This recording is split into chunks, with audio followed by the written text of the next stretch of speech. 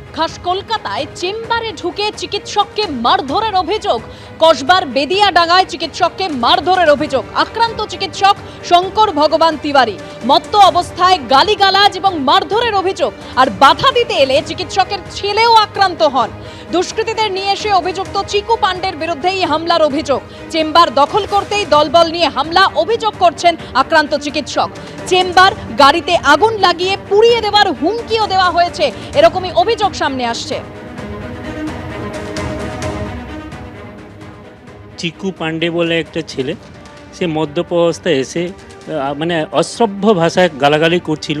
করতে করতে করতে হঠাৎ করে তেড়ে আসার পরে ও আমাকে মানে চড় থাপ্পড় মারতে শুরু করে এবং সেটাতে আমার ছেলে বাধা দেওয়ার পরে ওকেও কিন্তু মারধর করে। এই ঘটনাটা ঘটে যাওয়ার পরে আমরা কলকাতা পুলিশে 100 নম্বরে ডায়াল করি। কলকাতা পুলিশ থেকে পুলিশ আসে এবং ব্যাপারটা নোট করে চলে যায়। তারপরে আবার 3-4জন ছেলে মিলে এসে এবার আমার ছেলে বাইরে মানে মোবাইলে বিভিন্ন জায়গায় কমপ্লেন করছিল, ছেলেকে ধরে মারধর করে। আমি তাকে বাঁচাতে যাই, আমাকে মাটিতে ফেলে দিয়ে ওরা মারধর করেছে। চিকু বলে যার বিরুদ্ধে অভিযোগ করছেন, হঠাৎ করে কেন আক্রমণটা চালালো এবং তারপরে আর কি বলে গেল?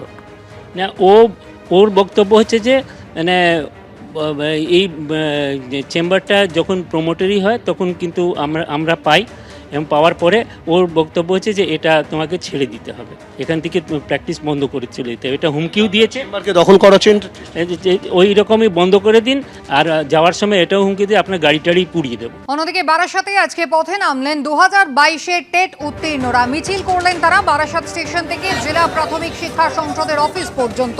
প্রায় 50,000 টেট উত্তীর্ণ, চাকরি হয়নি এমনটাই অভিযোগ।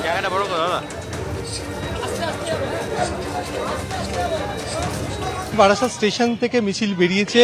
2022 সালে যারা টেট উত্তীর্ণ হয়েছে, 50,000-এরও বেশি শূন্য পদ রয়েছে, তাদের নিয়োগের দাবিতে জেলা প্রাথমিক শিক্ষা সংসদ পর্যন্ত মিছিল করবে। ক্যামেরাম্যান অভিজিৎ দত্ত তোমাকে মিছিলটা দেখাচ্ছে যে মিছিল ক্রমশ এগিয়ে যাচ্ছে এবং বারাসাত আদালত পেরিয়ে জেলা প্রাথমিক শিক্ষা সংসদের দিকে এগিয়ে যাচ্ছে। টেট পাস করে 2.5 বছর ধরে রাস্তায় বসে আমরা নিয়োগের দাবিতে, নিয়োগ বিজ্ঞপ্তি প্রকাশের দাবিতে রাস্তায় নামছি, শূন্যপদ চাইছি। আজকের কর্মসূচি হচ্ছে ইন্টারভিউ নোটিশ কবে দেওয়া হচ্ছে, আর উত্তর 24 পরগনা জেলায় প্রাথমিক শিক্ষক কত ভ্যাকান্সি আছে এটা আমাদেরকে আজকে জানাতে হবে, না হলে এখান থেকে আমরা উঠবো না। মুখ্যমন্ত্রী বার্তা দিন, ইন্টারভিউ নোটিশ দিন, তাই সংগ্রাম চলছে চলবে। সভাপতি বার্তা দিন, ইন্টারভিউ নোটিশ দিন, তাই সংগ্রাম চলছে চলবে। জেলা প্রাথমিক শিক্ষা সংসদের দপ্তরের সামনে তারা বসে পড়েছে। তাদের বক্তব্য 2022 সালে প্রায় 50,000-এর ওপর রাজ্য জুড়ে টেট উত্তীর্ণ হয়েছে, কিন্তু তাদের নিয়োগ করা হচ্ছে না।